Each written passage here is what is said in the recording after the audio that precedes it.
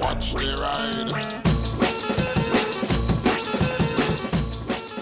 Hey everybody, I'm at Haslemere Motorcycles and I'm going to take out the little Suzuki GSX-S125. Right, so turn the dash on.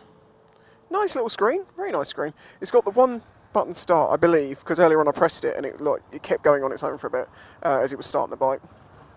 Now this has got like 8 miles on it, so I really can't rag it. Woo. That was more sudden than I was imagining. Now, as you may well know, I am 6'4", so 125's a little to me, and this thing looks tiny. But I'll be honest, I've never sat on it until now, and it feels fine. I mean, I'm sure I look massive on it, but I sit perfectly. I mean, I fit within the tank perfectly. The seat isn't too small. It's got an amazingly smooth power delivery, quite unlike a 125 actually. It's got that smooth progressive feel, well, because it's injected basically.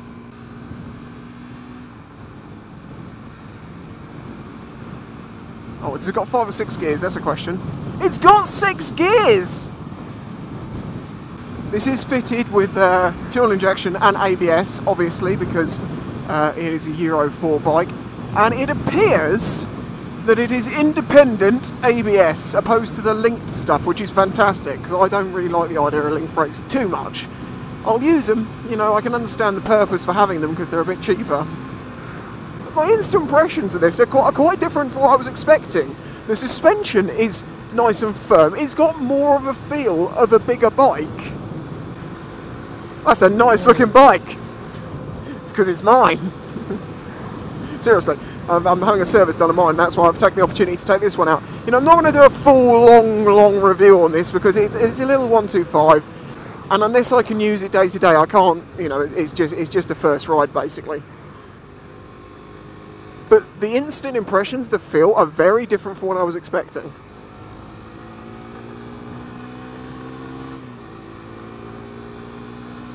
I'm going to take it on a very short trip up the motorway, just to see what it's like cruising on the motorway. As I can't push it too hard because it is new. Though, to be fair, I do think break-ins these days are just a complete myth. But you have to do what the manufacturer says. This bike is just under 4 grand. Just under. But you do get a 3 years parts and warranty service from Suzuki with that, which is good.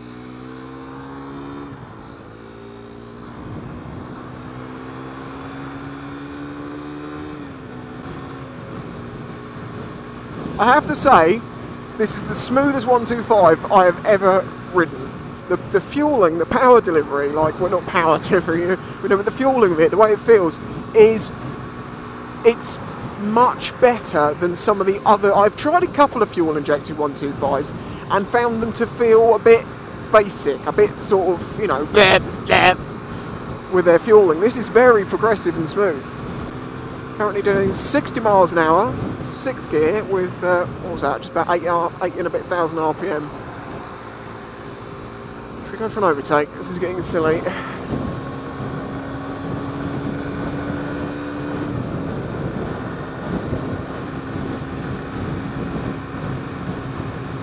$63. Got a bit of a headwind, and of course headwinds matter on a 125.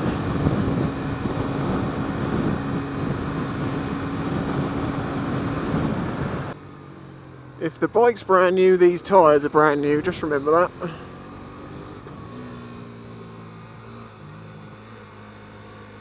Oh, this feels awesome. I wish I had a bit more power to be able to sort of, you know, pick the bike up. But then I'm not giving it too much because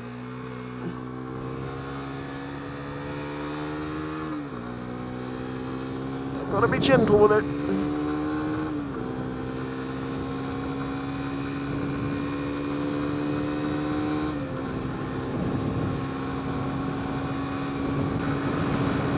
Can we get to 70 just once? Let's try and get to 70 once.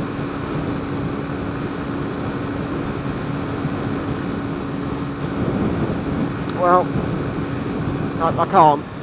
But for a 125, cruising along, 60 mile an hour, Engine feels comfortable. We've got 6th gears, so that makes it a bit easier on it. That's pretty good. Brakes feel good. Of course, it's a 125, so the handling feels great. Very light, but very planted for a 125. No head shake. Like, there is stability. I mean, oh, actually, it's interesting. It's got more of that sports bikey feeling, but because it's wanting to hold straight, but because it's light, yeah, it's a little wobbly, but smoothness is what's working with this bike, I'm noticing. Nice engine braking.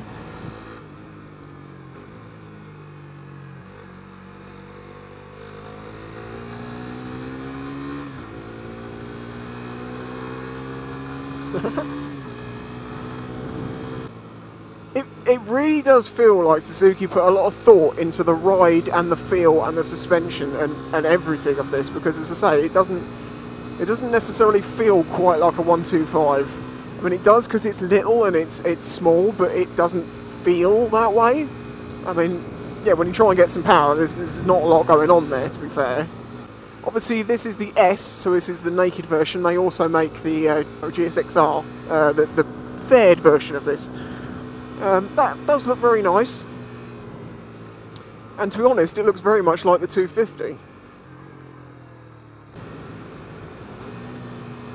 This bike responds very much, to me, to very smooth inputs. Smooth throttle, smooth clutch, smooth steering, but it all kind of comes together and it just flows very nicely, and it doesn't have any jarringness to it. There's no, like, none of that 125, well, the old carb 125s are a bit like this. You know, to get the on and off power, it would be quite jerky. The engine sounds quite nice. You're only really hearing engine sounds. The exhaust is very, very muffled down. I'm sure this would sound great, sorry. They'll probably look great as well, with a different end can on it, which I know pretty much everyone who buys one of these is going to do, because, you know, you get your CVT, you get your 125, you get your exhaust, because you want to be, you know, safety, you want to be heard, but also you want to hear your own bike. It adds to the experience. But the engine sounds, it doesn't sound rattly, it doesn't sound, you know, like there's loose things in there. It sounds like a nice, tight, smooth unit.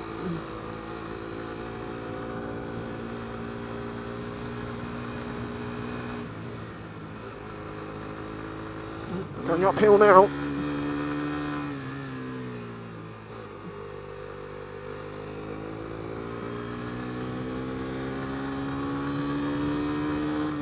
Yeah, that's just 125s. They just don't have much power.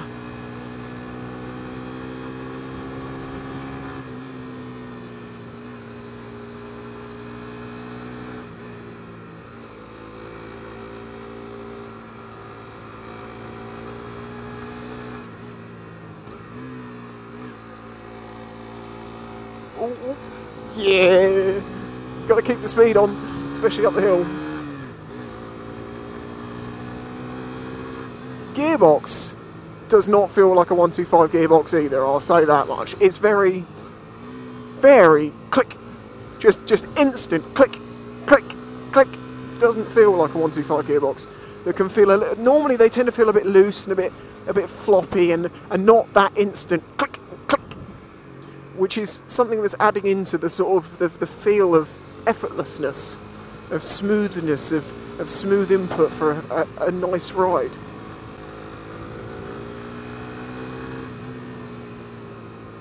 I still can't believe how good this feels, considering on how small it looks.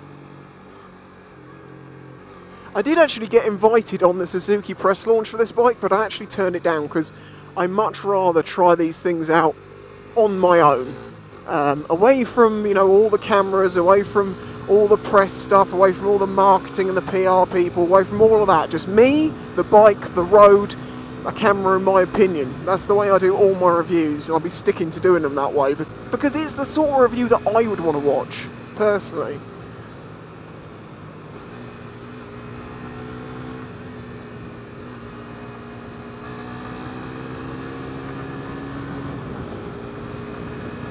It's like lower than mid-thigh for me. It's tiny. It's very small.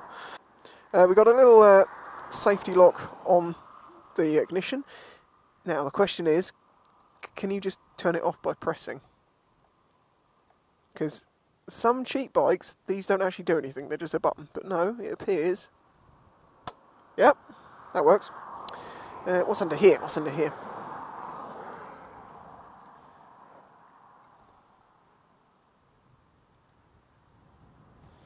There is a toolkit. There is a tiny space and there's a tiny toolkit. I'm not completely sold on the headlight, to be honest. If you're going to go for a naked, go for a naked. If you're going to go for a... Because it just looks like it's cut out of the front of a sports bike. But a lot of bikes do it that way, and it does kind of blend in a bit with the little screen. Not that that's doing anything. There's a bit of blue tack on it from the demonstrator thing was. This is available at Haslemere Motorcycles as a demo bike. However, you do have to be 25. Yes, I know, it's no use to most people on CVTs, but there are people who use 125s when they're older. They just want a little bike, so they can demo this one. But that's generally why you don't see me doing many demos on 125s, because the companies just don't offer them, because the insurance won't allow them to insure, you know, like a 17, 18-year-old on a CVT to take out the bike and, you know, see what they think of it before they buy it. Interesting large open discs on the front. Obviously, this is your anti-lock brake rings. Yeah, ABS, should we say. So it just picks up over the wheels locking. It's quite a nice little engine. Obviously it's a single cylinder, liquid cooled, which is good. The parts on it, yeah, again with Suzuki pegs, pedals. Some of these things can look a little bit cheap. You know, there's nothing in that lever that would tell you that it came off of a £4 bike. But then again, it works very well. And standard exhaust, not too huge, but very quiet. Doesn't appear that you can remove the baffles from it, from what I can tell, because they look welded. So, if you want a different exhaust on it, how are you going to do that? It's a one-piece exhaust. So if you do want to put an exhaust on this, your O2 sensors up here, because of course this is injected, fuel injected, it appears you'll either have to cut the pipe or get a complete system. The plate extender, mudguard, whatever you want to call it, basically the law requires that the plate be beyond the rear wheel and at a certain height, so they have to just make it sit somewhere. You can get tail tidies for bigger bikes. Is that going to be the case for this? Honestly, I don't know if you can get a tail tidy for that. I mean, it kind of fits in with the look, but it's massive. But it's the silly law. But then again, I suppose, equally, that will stop the mud flinging up on the bike. Because seriously, if you put a tail toddy in a bike, you get rid of all the you know, the mudguard protection stuff, you just get covered in mud. You think you're going forward, so it's all going to fly that way, but somehow it manages to come onto, like, up and over onto you. It's weird. Good and solid. I like these plastics. Plastic. That's metal, so the metal part of the tank's there, and you've got plastic surround. Plastic. This looks like one piece. My only concern with that would be that if you did drop it, you're basically, and it was damaged and you needed to replace it, you're replacing 3/4 of the back plastics in one lump, which makes probably it a lot more expensive. As I say, the suspension on this is surprisingly firm, surprisingly good, even at my weight and size. Very basic front forks, you know, just a very basic front fork, but they work, they feel good. The rear shock feels good too. It's very level, very balanced. It's not doing all of the sort of tipping backwards and forwards or the jerking side to side. It's what's giving it this nice smooth feel. Now I do this in all my videos, but 125s all have pretty much the exact basic layout. Apart from, they do a version of this which is like keyless and it's got like a switch. But anyway, high beam, low beam, indicators, horn, kill switch, start button. You got your indicator lights and stuff on here, which are quite nice. High beam, low beam. Maybe that only comes on when the bike's started. Yeah, there you go. Obviously the revs across the top. Shows a red line at 11,500 RPM, but I haven't taken it that high for obvious reasons. What I will note is that red line is permanently on the screen. That's just like a piece of tape or something. It's obviously it's not tape, you know what I mean? It's supposed to be there. But obviously because they can't do red with this sort of display. So it gives it like that LED screen look, but it's actually just LCD, but with a blue light and a bit of red that kind of throws you a bit. I'm guessing that's a shift light, neutral, ABS, etc. Well, let's just see. Has it got that one button start thing? Just tap it. Yeah, you see that way it went, it kept doing it. It's what it is. Press it once and it starts. Okay, let's just see what it's like 0 to 30. But actually trying a little bit. It gets up to 30 quite quickly. It doesn't slow down getting to 40. It doesn't slow down and get into 50.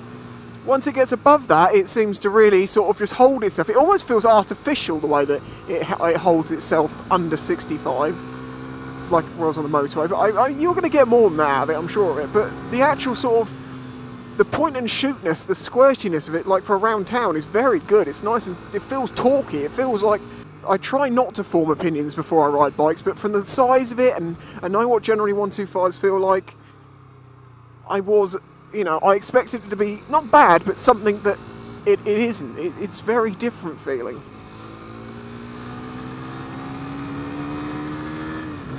God, it is actually, it does start to pick up some speed. Admittedly, I'm going downhill, which is really aids a 125 in the performance figures. Obviously this has ABS, so let's find out how the rear does. The ABS light didn't come on. Oh, come on, I'm trying it. I'm trying to lock the rear.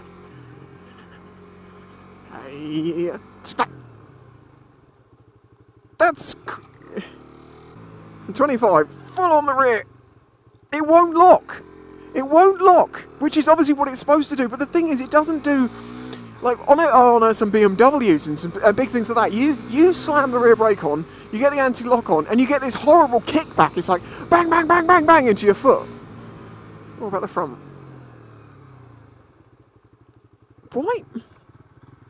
Why is the ABS light never coming on? I must be triggering the ABS. Come on. Now I'm intrigued. Let's try and do an emergency stop from 30. A proper emergency stop. That's impressive. No locking. No juddering. Just stopping. In a pretty short distance. Didn't feel scary. And the ABS light didn't even come on. What have you got to do to get the ABS light to come on? Oh, I want to find out if this is a shift light. So I'm going to have to rev it a little higher, just one gear. Okay. So it does flash green when you need to shift. It does rev a little bit higher than I was expecting. I would really probably like to try this when I can actually give it the beans. 50 to 30.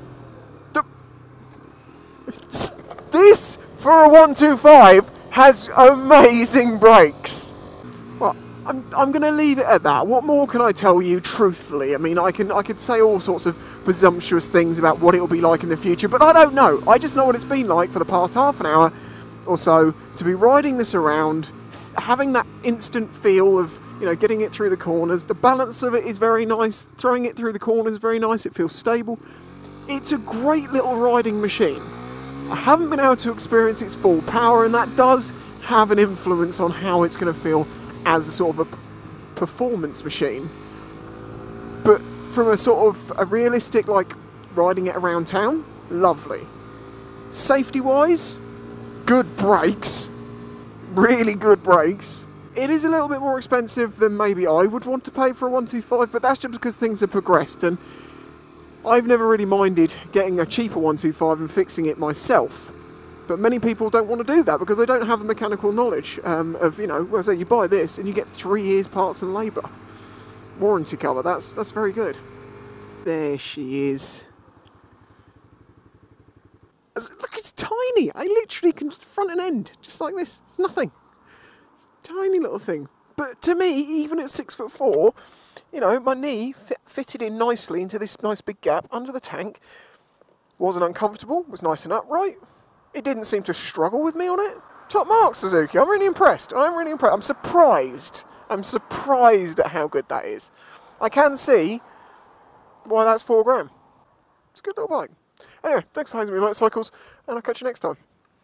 This channel is made possible by the support of the audience. Please check out the links in the description and all the different ways you can help support the channel. Any help is greatly appreciated.